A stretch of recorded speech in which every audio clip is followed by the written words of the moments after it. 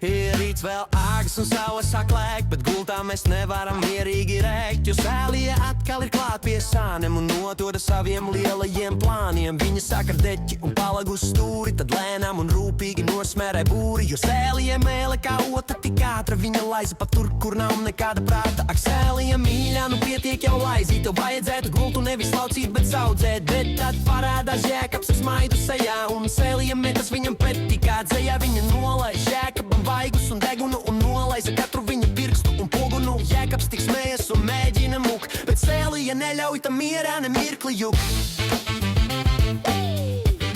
Viņa nolaiza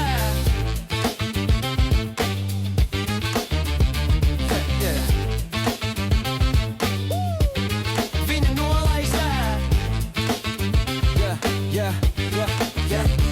Jēkaba zeķis un rokas un Jēkabam jautras un slapis ir mokas, gulta spīd un laistās no sēlijas prieka. Viņai nekas nešķiet pa grūtu vai nieka, viņa laiza visu, kas pagadās ceļā, līdz visam māja peld slapjula un meļā. Švīč vārds gan mēle pa gultu un grīdu, sēlija Jēkabam dāvāja krītu. Šo brīdi tik slapju un bezgala mīļu, pat ja viss palaksi palitīs zīļu. Tāda ir sēlija, mūsu laizītāja lielā, pati laimīgākā kucītē visā šajā ielā.